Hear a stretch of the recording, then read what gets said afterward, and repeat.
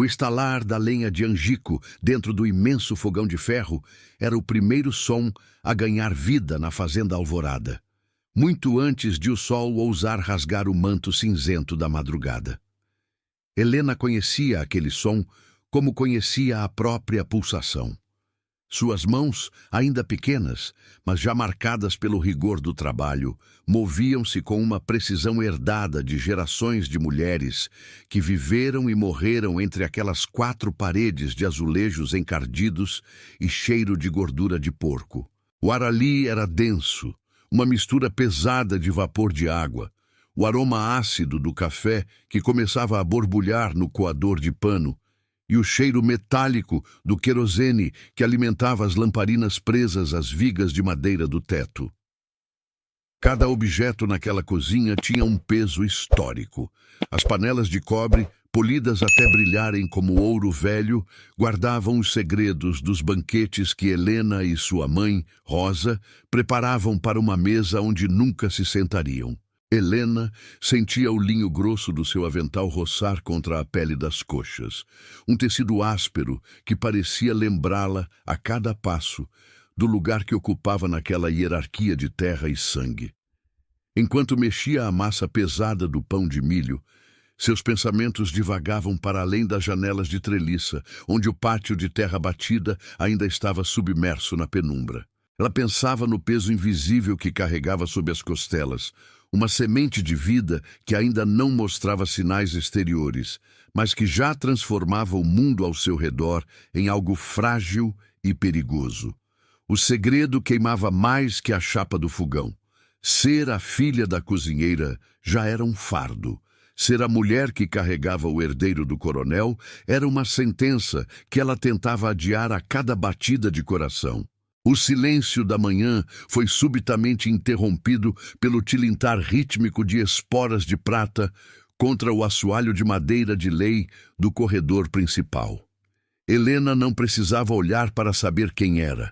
O som era firme, carregado de uma arrogância natural, a cadência de quem é dono de tudo o que a vista alcança.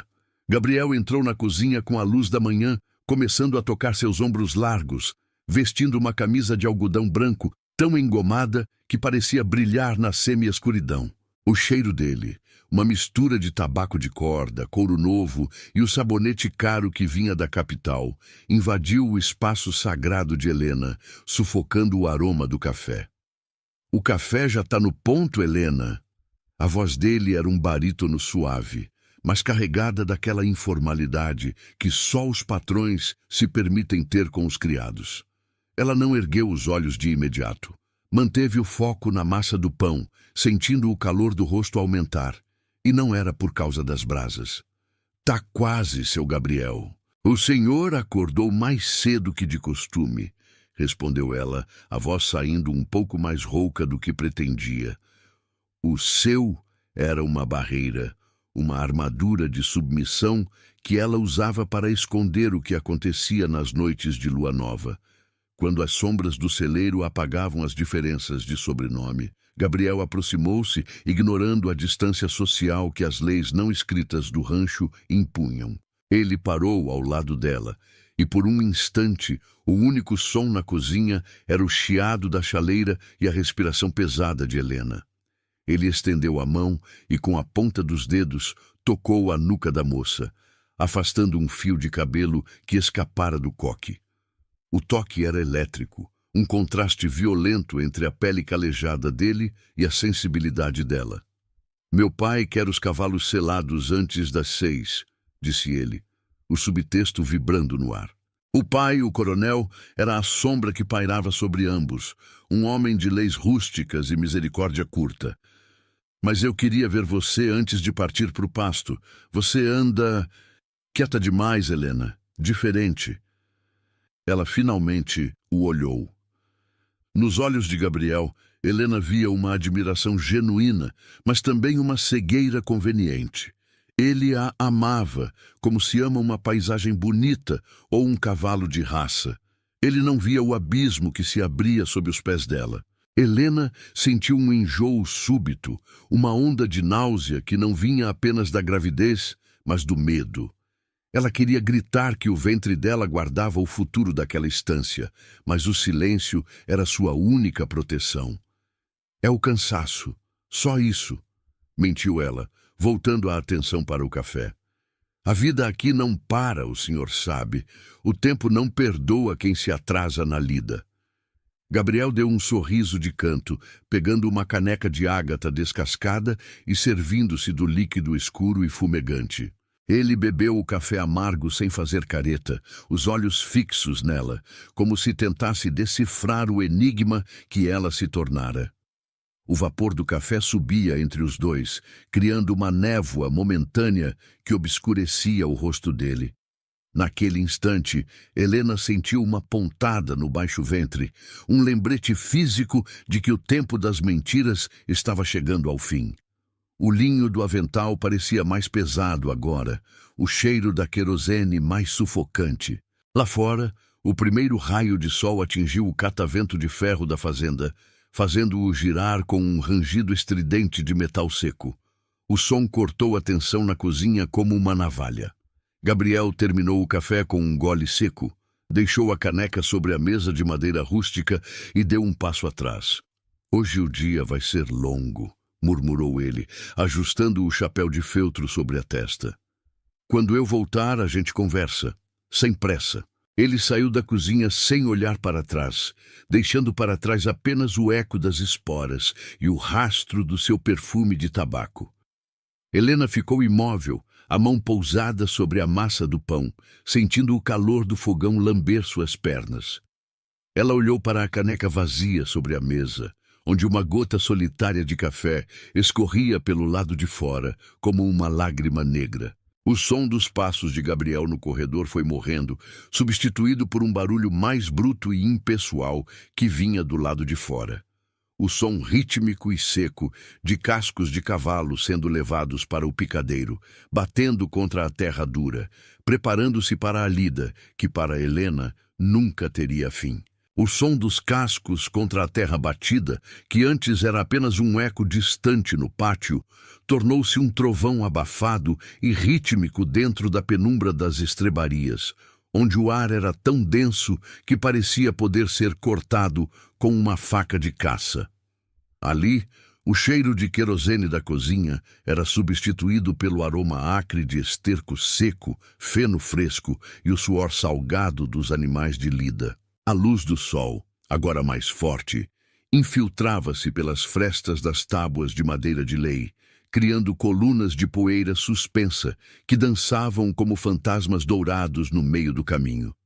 Helena entrou naquele santuário de couro e madeira, com o coração martelando contra as costelas, sentindo o peso do balde de metal em seus dedos, mas era o peso do que carregava no ventre que realmente a fazia vacilar. Gabriel estava de costas, retirando a sela de couro cru de seu cavalo baio. O estalo do couro sendo desfeito e o ranger das fivelas de metal eram os únicos sons que competiam com a respiração pesada do animal. Helena observou a tensão nos músculos das costas dele, marcados sob o tecido fino da camisa agora úmida de suor. Havia uma beleza bruta naquela cena, uma harmonia entre homem e besta que a fazia lembrar do porquê de ter se deixado levar por aquelas mãos. Mas a beleza era uma armadilha. Para Gabriel, aquele estábulo era um lugar de domínio. Para Helena, era o único lugar onde ela podia, por breves instantes, esquecer que era invisível aos olhos do mundo. "Você veio", murmurou ele sem precisar se virar. O faro de Gabriel para a presença dela era quase animal, uma percepção aguçada pelo desejo proibido que fermentava entre os dois há meses. "Trouxe a água que o senhor esqueceu", mentiu ela, a voz saindo num sussurro que quase se perdia no ranger das vigas de madeira acima de suas cabeças. Gabriel virou-se lentamente, limpando o suor da testa com o antebraço. Seus olhos, da cor do café forte que ele acabara de beber, percorreram o corpo de Helena com uma fome que ela conhecia bem, mas que agora a aterrorizava. Ele se aproximou, e o espaço entre eles pareceu encolher até que ela pudesse sentir o calor que emanava da pele dele. um contraste violento com o frio que começava a se alojar em sua alma. Helena sentiu o toque do chão de terra batida sob suas botas gastas. O solo era irregular, duro, tão inflexível quanto o destino que a aguardava. Ele estendeu a mão e envolveu a cintura dela, puxando-a para as sombras mais profundas de um box vazio, onde o cheiro de palha seca era intoxicante. Ali, protegidos pelos muros de madeira que guardavam segredos de gerações, Gabriel a beijou com a urgência de quem sabe que o tempo é um luxo que eles não possuem. Helena fechou os olhos, entregando-se por um momento ao delírio. Ela sentia o toque do linho da camisa dele contra as palmas de suas mãos e o gosto de tabaco e juventude na boca dele. Em sua mente, uma guerra se travava. O desejo de gritar a verdade, de dizer que o sangue do coronel agora corria também nela, contra o instinto primordial de preservação que a mandava ficar calada e aproveitar aquele último vestígio de calor humano. Helena, meu pai já está falando em me mandar para a capital, disse ele contra o pescoço dela, as palavras vibrando na pele sensível. Ele quer que eu aprenda sobre o comércio, sobre o ouro que não nasce da terra. Mas eu não consigo pensar em nada que não seja esse cheiro de baunilha que você tem, mesmo depois de passar o dia no fogão. Helena sentiu uma pontada de amargura. Gabriel falava de viagens e ouro como se fossem trivialidades, enquanto ela pensava no preço de um par de sapatos novos ou na quantidade de lenha que precisaria rachar para que sua mãe não tivesse que fazê-lo. O amor dele era um privilégio de quem nunca teve fome. O dela era um ato de rebeldia, desesperada. "E o senhor vai?" perguntou ela, afastando-se o suficiente para olhar em seus olhos. "Vai me deixar aqui com as panelas e o silêncio dessa casa que nunca dorme? É o que se espera de mim, não é?" Gabriel deu um sorriso amargo, o tipo de sorriso que homens de posses dão quando fingem que não têm escolha. "Mas eu volto. Eu sempre volto para o que é meu." Aquelas palavras, "o que é meu", ecoaram na mente de Helena como um veredito. Ela não era uma companheira. Ela era uma posse, uma parte da fazenda tão intrínseca quanto o gado ou as terras. O toque dele, que antes era fogo, agora parecia cinza. Helena levou a mão ao ventre de forma instintiva, protegendo o segredo que logo não seria mais secreto. Ela viu um detalhe na camisa de Gabriel, um pequeno fio solto no punho, um detalhe insignificante que parecia representar a fragilidade de tudo o que eles haviam construído naquelas sombras. O silêncio do celeiro foi subitamente violado. Não foi um grito, mas algo muito mais frio e definitivo. Do outro lado do pátio, o som metálico da aldrava da porta principal do casarão bateu contra a madeira, seguido pelo ranger pesado e seco da porta do escritório do coronel sendo aberta. Era um som que Helena conhecia bem, o som da autoridade, da lei da terra sendo exercida. Gabriel congelou, sua expressão mudando instantaneamente de amante para herdeiro submisso. O calor do abraço clandestino evaporou, substituído por um calafrio que percorreu a espinha de Helena. Ela olhou para a porta do celeiro, onde a luz do sol agora parecia uma barreira intransponível, e percebeu que a bolha de segurança havia estourado.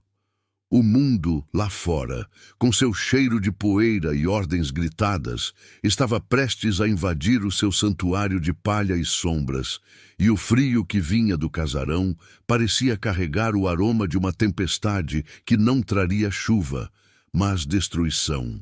O som metálico da aldrava não foi apenas um ruído, foi um ponto final colocado por uma mão invisível no livro da juventude de Helena.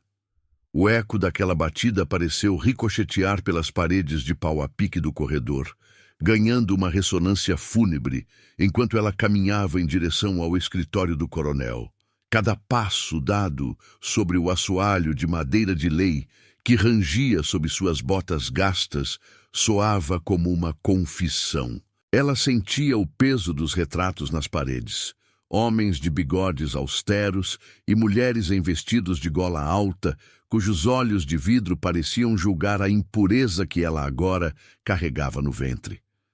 O ar no corredor era viciado, com um cheiro de cera de carnaúba velha e o mofo discreto que habita as casas grandes demais para serem ventiladas, um contraste brutal com a liberdade perigosa que ela acabara de sentir no celeiro. Ao entrar no escritório, a primeira coisa que a atingiu foi o cheiro de tabaco holandês e couro curtido.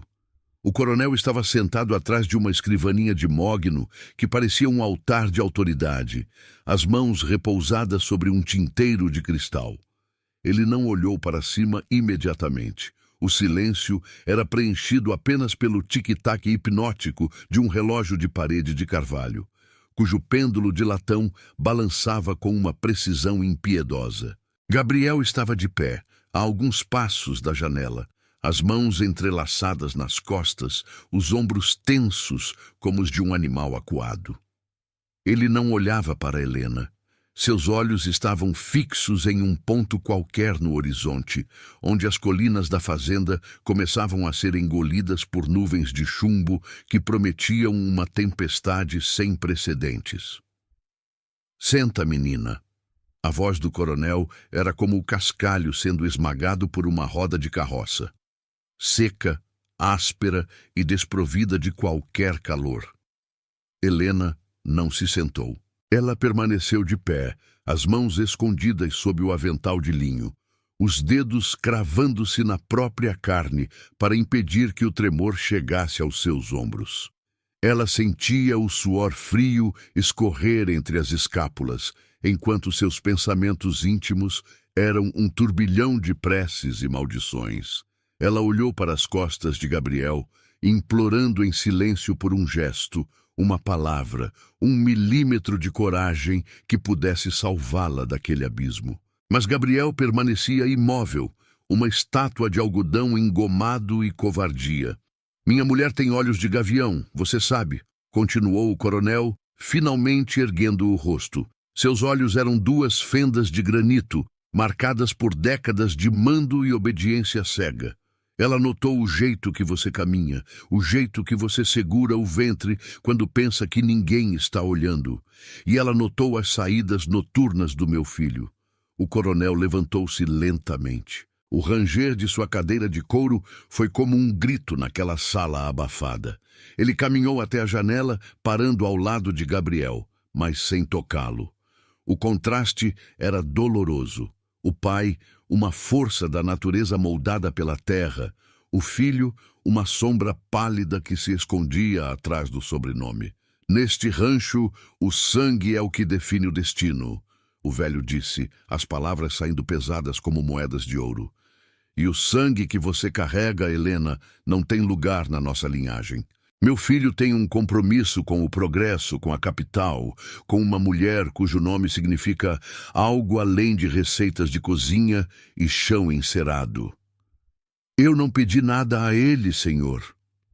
A voz de Helena finalmente saiu, mas não era a voz de uma vítima. Era uma voz temperada pelo fogo do fogão a lenha, firme e amarga.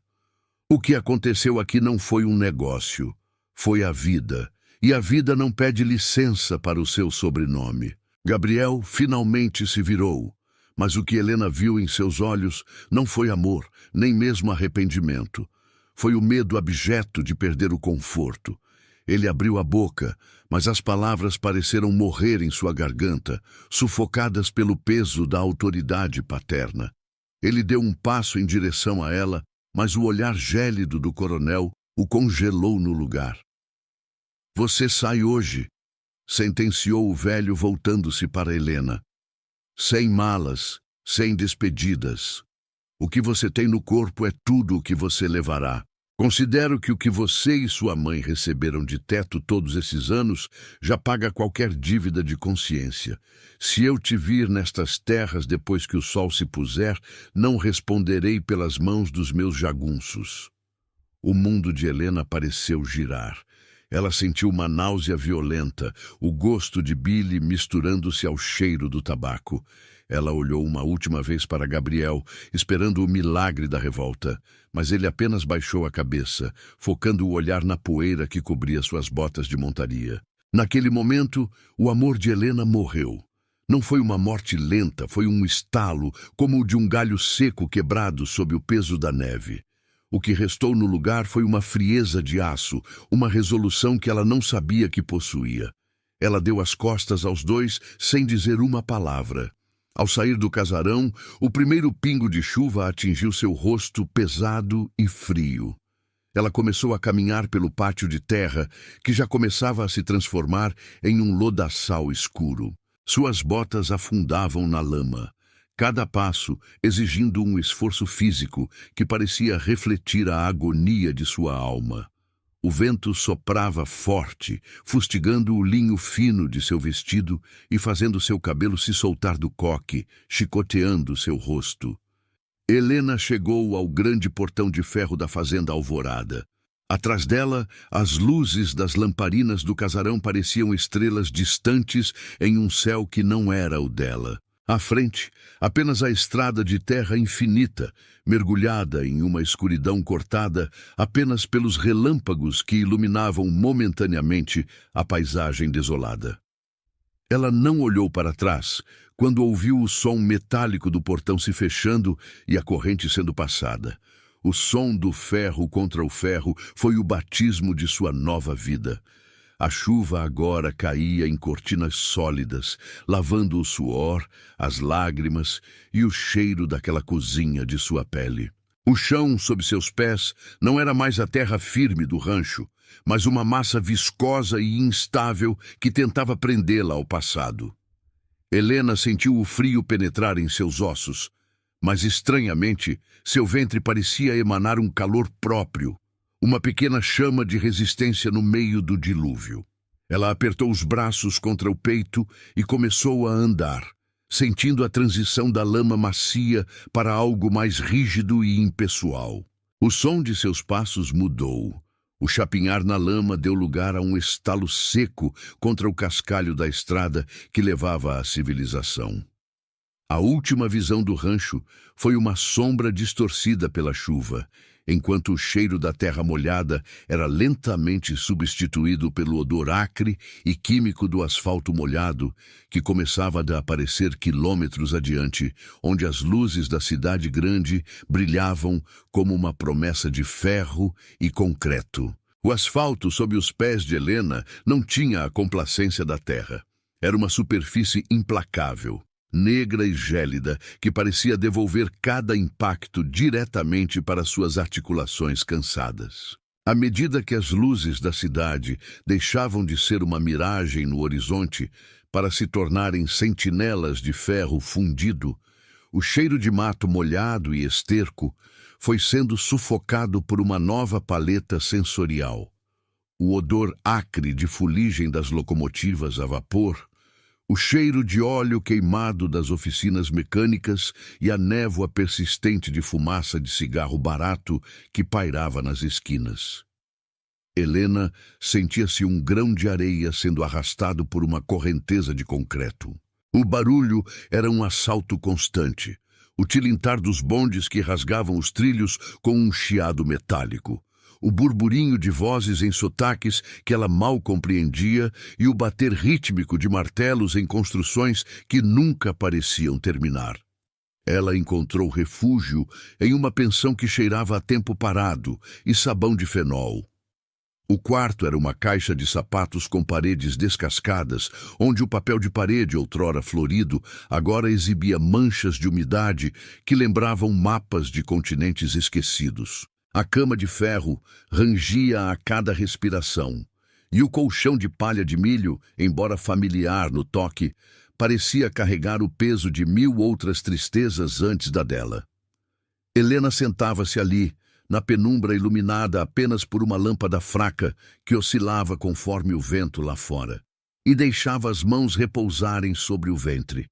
Ela sentia o pequeno coração batendo contra sua palma, um ritmo frenético que parecia perguntar: e agora? Seus pensamentos íntimos eram uma mistura de fúria e ternura. Ela odiava o sangue de Gabriel que corria naquela semente, mas amava a inocência que não tinha culpa da covardia do pai. Ela se lembrava do cheiro do café na cozinha do rancho, da segurança das panelas de cobre, e aquela nostalgia era o combustível que impedia seus joelhos de cederem ao peso da desolação urbana. A fome era uma companheira silenciosa e roedora. Para sobreviver, Helena lavava trouxas de roupas para famílias que moravam nos casarões de estilo europeu da avenida principal. Mulheres que usavam luvas de pelica e perfumes de gardênia, enquanto ela mergulhava os braços em bacias de água gelada, sentindo o sabão caseiro corroer suas cutículas até a carne viva. O contraste entre o linho fino que ela passava com ferros de brasa e os trapos que usava para cobrir o próprio corpo era a ferida aberta de sua alma. Cada prega que ela engomava perfeitamente era um ato de resistência. Ela estava aprendendo a domar a delicadeza dos ricos para um dia usá-la como arma. A noite do nascimento chegou como uma tempestade súbita, sem os avisos prévios que a natureza dava no campo. A dor começou como uma fisgada surda na base da coluna, transformando-se rapidamente em uma maré de fogo que parecia querer rasgar seus quadris ao meio. No quarto úmido da pensão, o único auxílio veio de Dona Mercedes, uma viúva de mãos nodosas e olhos que já tinham visto mortes demais para se impressionarem com a vida. O ar estava saturado com o cheiro de sangue e suor, misturado ao aroma de uma vela de cera de abelha que Mercedes acendera diante de uma imagem de santo descascada. Força, menina. Na cidade a gente não chora, a gente morde a língua, dizia a velha, a voz rouca de quem fumara palha a vida inteira. Helena não gritou. Ela enterrou os dedos nos lençóis de algodão áspero e encardido, sentindo a textura do tecido sob as unhas, enquanto seus pensamentos voltavam para o escritório do coronel. Ela imaginava o rosto dele, a frieza de granito, e usava aquela imagem para empurrar a dor para fora. Quando o choro agudo finalmente rompeu o silêncio do quarto, não foi apenas o som de um bebê. Foi o som de uma nova linhagem sendo batizada na adversidade. Helena segurou o filho contra o peito, sentindo a pele macia e úmida dele contra sua pele febril. Ele era pequeno, mas tinha os olhos de Gabriel, uma herança que ela jurou naquele instante que ele nunca usaria para o mal. As semanas seguintes foram um borrão de exaustão e privação. O leite de Helena parecia escasso, minguado pela pouca comida, até que ela se lembrou das receitas de sua mãe. No pequeno fogareiro, a álcool da pensão, ela começou a preparar o que podia com as moedas que restavam. Um mingau de milho enriquecido com ervas que ela colhia em terrenos baldios e um café coado com uma técnica que extraía até a última gota de doçura dos grãos baratos. O aroma começou a vazar por debaixo da porta do quarto, infiltrando-se pelo corredor da pensão, combatendo o cheiro de mofo e desespero. Era um cheiro que trazia memórias de manhãs ensolaradas e pães saindo do forno. Um cheiro de casa em um lugar onde ninguém tinha lar. Os outros moradores, operários de mãos sujas de graxa e costureiras de olhos vermelhos, começaram a parar diante de sua porta, atraídos por aquele perfume que parecia um abraço. Helena, com o filho amarrado ao corpo por um pedaço de pano, começou a vender pequenas porções de seu café e de seus bolos de milho. Ela não vendia apenas comida. Ela vendia a nostalgia de um passado que a cidade havia roubado deles. Cada moeda que caía em sua mão de porcelana trincada não era apenas dinheiro. Era um tijolo na construção de sua vingança. O brilho de uma dessas moedas de cobre, ao refletir a luz pálida da manhã que entrava pela janela, fez Helena sorrir pela primeira vez desde que fora expulsa. Aquele brilho metálico e promissor fundiu-se em sua mente com a visão da terra seca do rancho Alvorada. Mas agora a imagem não trazia dor. Apenas a certeza de que a terra que a rejeitou ainda ouviria o barulho do seu ouro. O som do apito fervente da pequena cafeteira de cobre que ela comprara em um brick anos depois tornou-se a sinfonia que marcava o fim de sua miséria e o início de sua ascensão. Enquanto o cheiro do café torrado começava a dominar não apenas o corredor da pensão, mas toda a calçada daquela rua cinzenta. O apito estridente da cafeteira de cobre não era mais um grito de socorro em um quarto de pensão, mas o maestro de uma sinfonia que começava todos os dias às 5 da manhã no coração da metrópole. Onde antes havia o cheiro de mofo e fenol, agora reinava a fragrância imperial do café torrado artesanalmente, um aroma tão denso e aveludado que parecia capaz de sustentar as vigas de madeira escura do grão de ouro, o estabelecimento que Helena erguera do nada. O cenário era uma mescla hipnotizante de elegância urbana e nostalgia rural. Balcões de mármore Carrara que refletiam a luz das arandelas de latão, contrastando com prateleiras de carvalho maciço, onde descansavam sacos de juta, transbordando grãos que brilhavam como pedras de ônix sob o sol que filtrava pelas vitrines. Helena agora vestia a seda. O toque do tecido contra seus braços não tinha a agressividade do linho grosso de seus dias de servidão. Era um carinho frio e sofisticado que ela aprendera a ostentar como uma armadura.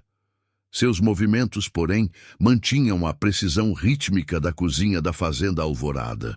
Ao moer os grãos em um moinho de ferro fundido que rangia com uma nota grave e satisfatória, ela fechava os olhos e voltava ao passado.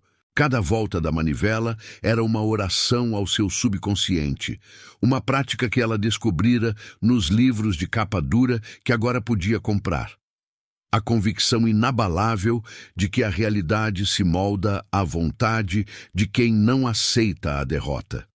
Ela não apenas fazia café, ela destilava memórias. Os clientes, homens de cartola e mulheres em vestidos de tafetá, pagavam pequenas fortunas para provar o segredo da cozinheira, sem saber que aquele sabor vinha das lágrimas de uma jovem expulsa sob a chuva. Seus pensamentos íntimos eram um campo de batalha silencioso. Enquanto servia as xícaras de porcelana chinesa, cujas bordas douradas tilintavam contra os pires, ela observava o filho, Léo, agora um menino de passos firmes que corria entre as mesas com a mesma elegância descuidada que Gabriel possuía. Ver o rosto do traidor refletido na inocência do filho era sua maior tortura e sua maior motivação. Ela via em Léo não o herdeiro de uma dívida de sangue, mas o príncipe de um império que ela estava construindo com as mãos calejadas, agora escondidas sob luvas de renda. Helena frequentemente se pegava imaginando se Gabriel, em algum momento de sua vida protegida, sentia o cheiro do café e se lembrava do calor do celeiro, ou se a covardia o tornara completamente anósmico para a verdade. A ascensão de Helena não foi apenas financeira, foi uma conquista territorial. Ela não apenas vendia café, ela comprava o silêncio e o respeito daqueles que um dia a ignorariam na rua. O subtexto de cada diálogo com seus fornecedores era carregado de uma autoridade que ela moldara no fogo do fogão a lenha. Quando um negociante de terras tentava tratá-la com a condescendência reservada às mulheres, ela respondia com um olhar de granito, o mesmo olhar que o coronel usara para expulsá-la, agora devolvido ao mundo com juros e correção. Ela era a rainha do café, uma mulher que transformara a tragédia em uma marca registrada, e o cheiro de querosene de sua infância fora definitivamente abafado pelo perfume caro de gardênias e baunilha que ela agora exalava. Certa tarde, enquanto o sol de outono dourava o interior da loja, um advogado de cabelos grisalhos e terno de lã pesada entrou no estabelecimento. O som de seus sapatos de verniz contra o piso de mosaico interrompeu os devaneios de Helena. Ele trazia consigo uma pasta de couro gasta, cujo cheiro de papel velho e mofo imediatamente ativou os alarmes de seu instinto. Ele não estava ali pelo café. Dona Helena, a voz dele era um sussurro burocrático. Trago notícias do Vale do Paraíba. O rancho Alvorada foi colocado à praça. As dívidas de jogo e a má gestão do jovem herdeiro finalmente atingiram o teto do casarão. Helena sentiu um tremor imperceptível nas mãos, que ela rapidamente ocultou ao segurar uma moeda de ouro que repousava sobre o balcão. O brilho daquele metal, polido pelo uso, refletiu a luz incandescente do sol, criando um feixe que pareceu perfumar o ar com o cheiro de terra seca e decadência. Em sua mente, a imagem daquelas terras outrora poderosas surgiu como um cadáver à espera de um enterro digno. Gabriel, o homem que não tivera coragem de defendê-la, agora não tinha coragem sequer de manter o próprio teto.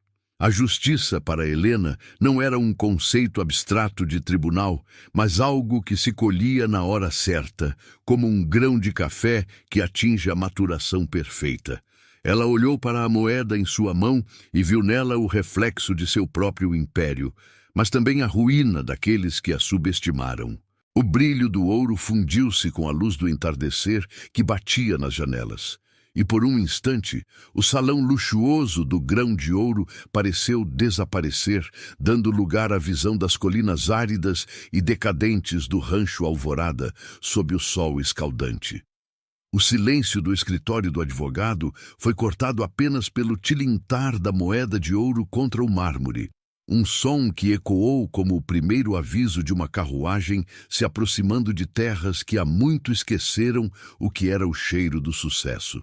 O tilintar da moeda de ouro contra o mármore do balcão na capital reverberou no tempo e no espaço, transformando-se, léguas adiante, no som rítmico e seco das rodas de uma carruagem de laca negra cortando o cascalho da estrada que levava ao Vale do Paraíba.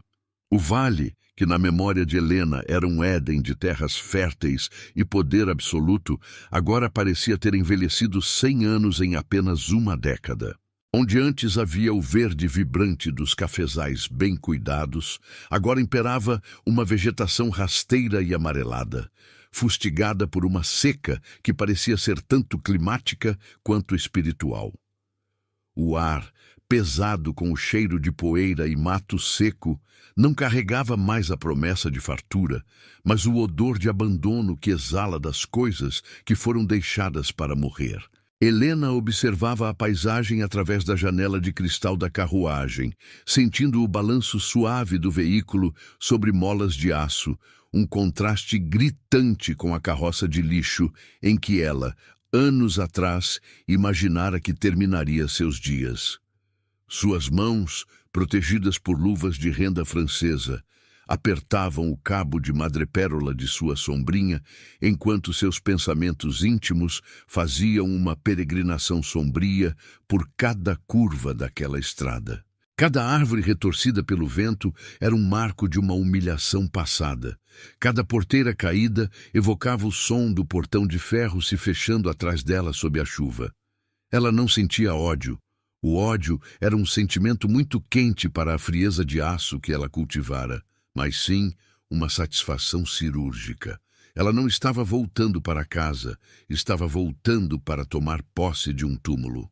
Quando a carruagem finalmente parou diante do casarão do rancho Alvorada, o silêncio que se seguiu foi quase ensurdecedor. O casarão, outrora uma fortaleza de autoridade, exibia agora as feridas da decadência. A pintura branca estava descascada como pele queimada pelo sol, e as colunas de madeira da varanda mostravam os sinais de cupim e apodrecimento. No alpendre, sentado em uma cadeira de balanço que rangia com uma nota de desespero, estava Gabriel. Ele não era mais o príncipe de linho engomado que Helena amara no celeiro. O homem diante dela vestia uma camisa de brim desbotada, com manchas de suor sob os braços, e suas mãos, agora trêmulas, seguravam um copo de cachaça barata. Ao lado dele, em uma mesinha de centro infestada de cupins, uma lamparina de querosene queimava em pleno dia, exalando aquele cheiro acre e fuliginoso que Helena jurara nunca mais respirar. Gabriel ergueu os olhos, protegendo-os da claridade com a mão livre. Ele viu a carruagem luxuosa, o brilho das ferragens de prata e os cavalos de raça, mas seus olhos não conseguiram processar a figura que descia do veículo. Helena pisou no chão de terra batida, com a segurança de quem pisa em um tapete real. O som do seu salto alto contra o solo seco era um veredito.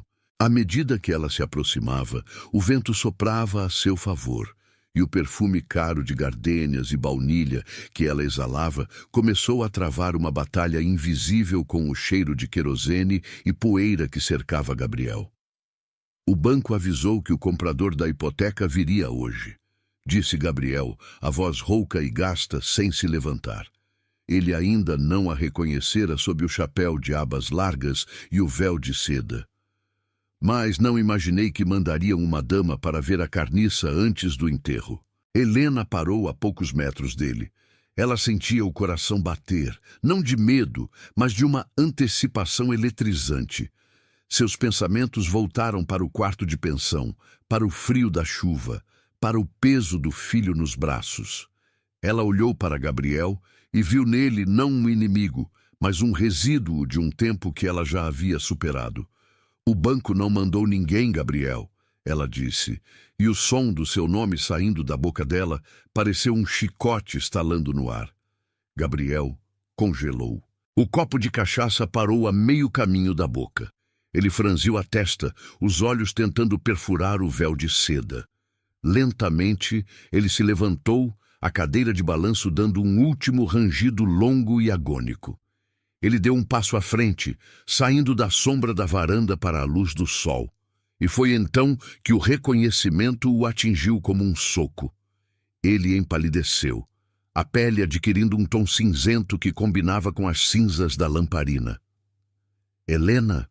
O sussurro dele foi um sopro de incredulidade. Não, não pode ser. A filha da cozinheira voltou, Gabriel. Ela respondeu, a voz calma, tão fluida quanto o café que a tornara rica. Mas desta vez, eu não vim buscar as sobras da mesa. Eu vim buscar a mesa toda, e a casa, e a terra que você não soube honrar. Gabriel olhou para ela, depois para a carruagem, e finalmente para o menino que agora colocava a cabeça para fora da janela do veículo. Uma cópia exata de si mesmo, mas com um olhar de altivez que ele nunca possuiu. O choque de Gabriel era palpável. O mundo dele, construído sobre a areia movediça da herança e da covardia, estava desmoronando diante da mulher que ele expulsara para a morte. O cheiro do querosene de sua lâmpada velha, símbolo de sua estagnação, era agora completamente abafado pelo perfume floral e sofisticado de Helena, que parecia purificar o ar viciado do alpendre. Ele tentou dizer algo, uma desculpa, uma súplica, mas as palavras morreram em sua garganta seca. Helena não esperou. Ela abriu sua bolsa de couro fino e retirou um documento selado, o título de posse que agora carregava seu nome em letras douradas. O brilho do papel sob o sol refletia-se nos olhos de Gabriel, cegando-o momentaneamente. A transição de poder estava completa, e o silêncio que se instalou entre eles foi subitamente interrompido pelo som de um relógio de parede dentro do casarão, o mesmo relógio que marcara a expulsão de Helena, que agora batia as horas de uma nova era, enquanto a sombra de Helena se projetava longa e imponente sobre a figura decadente do homem que um dia pensou ser seu dono.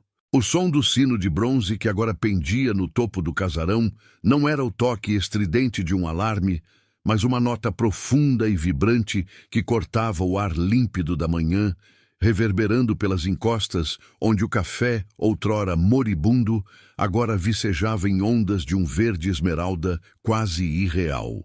O Rancho Alvorada não era mais um cemitério de memórias.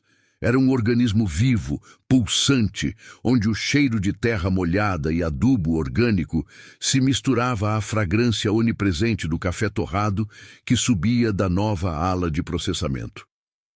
Helena estava de pé na varanda, a mesma varanda onde o coronel proferira sua sentença de morte social. Seus dedos, agora adornados com anéis de safira que refletiam a imensidão do céu, deslizavam sobre o parapeito de madeira de lei, sentindo a textura da cera fresca que protegia a estrutura contra o tempo.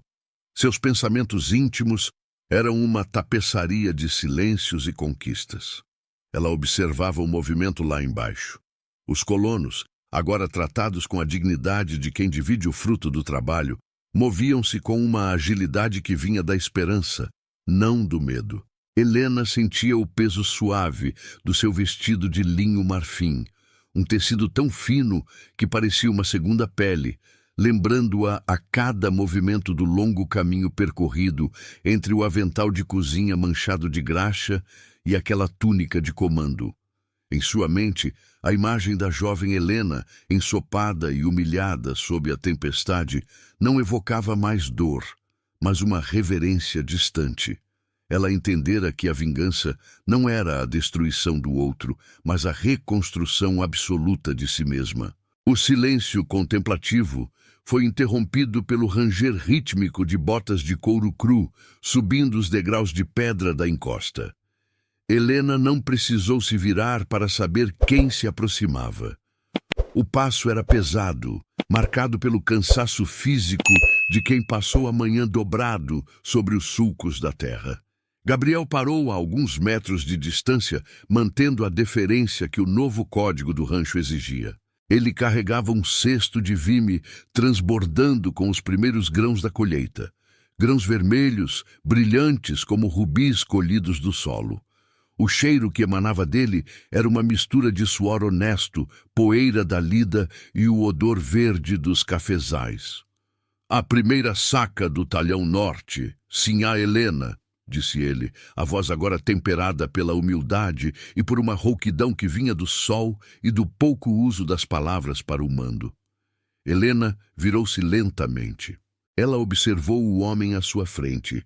O rosto de Gabriel estava curtido pelo sol, as linhas de expressão agora eram sulcos de trabalho, e seus olhos, antes cheios de uma arrogância vazia, agora possuíam a lucidez de quem aprendeu o valor de um copo de água fria após horas sob o calor. Ele não era mais o herdeiro, era o melhor trabalhador daquelas terras, o homem que conhecia cada raiz e cada praga, porque sua sobrevivência agora dependia daquela terra tanto quanto a dela dependera outrora. São bons grãos, Gabriel, ela murmurou, aproximando-se e pegando um punhado do café entre as mãos enluvadas. O contato do grão frio contra a seda da luva era o resumo de sua vida. O rústico sendo domado pelo refinamento. Eles têm o peso da justiça. Gabriel baixou levemente a cabeça. Não era um gesto de escravo, mas de um homem que reconhecia a superioridade moral da mulher que ele um dia pensou ser descartável. O subtexto daquele encontro vibrava no ar. Eles eram os pais de um novo mundo, mas um mundo onde ele era o solo e ela era a semente que florescera. O menino... O seu Léo. Gabriel começou hesitando. Ele tem um dom para a terra. Passou a manhã comigo vendo as mudas novas. Ele fala como a senhora, mas tem o jeito de montar que me lembra o antigo coronel. Ele tem o melhor de nós dois, Gabriel, interrompeu Helena, o olhar fixo no horizonte, onde a estrada de terra agora era uma linha bem cuidada que levava ao progresso. Ele tem a força da terra que Vancê lhe deu no sangue e a visão do ouro que eu construí com as minhas mãos. Ele nunca saberá o que é a fome, nem a covardia. Léo apareceu no topo da escada, correndo com a vitalidade de quem é dono do próprio destino. Ele parou entre os dois, segurando uma pequena muda de café. O menino olhou para o pai biológico com um respeito distante, o tipo de respeito que se dá a um mestre de ofício, e depois olhou para a mãe com uma adoração absoluta. Aquele triângulo de sombras e luzes era o fechamento perfeito do ciclo. O sol agora atingia o zênite, fazendo o rancho Alvorada brilhar como se tivesse sido banhado em ouro líquido. Helena fez um sinal para que Gabriel levasse o cesto para a Tulha. Ela observou-o partir. O homem que um dia fora seu algoz, agora sendo o guardião de sua riqueza. Não havia amargura em seu peito, apenas uma paz vasta e profunda, como o vale que se estendia a seus pés. Ela entrou no casarão, onde o cheiro do café fresco fervendo no fogão a lenha, agora um fogão de porcelana branca e detalhes em latão, a recebia com um abraço familiar. A cena final focava no grande relógio de carvalho no salão principal. O pêndulo de latão, polido até refletir a sala inteira, balançava com uma cadência eterna. O tic-tac não era mais uma contagem regressiva para a tragédia, mas o pulsar rítmico de um império consolidado. Helena serviu-se de uma xícara de porcelana, o líquido negro e fumegante, exalando o aroma de sua vitória. Ela caminhou até a janela e viu, lá embaixo, Gabriel voltando para a lida e Léo cavalgando pelo pasto. O mundo estava em ordem. A filha da cozinheira não apenas dera a volta por cima, ela redesenhara o mapa da dignidade, transformando o cheiro da querosene e o ranger das botas em uma sinfonia de poder e permanência que o tempo jamais ousaria apagar.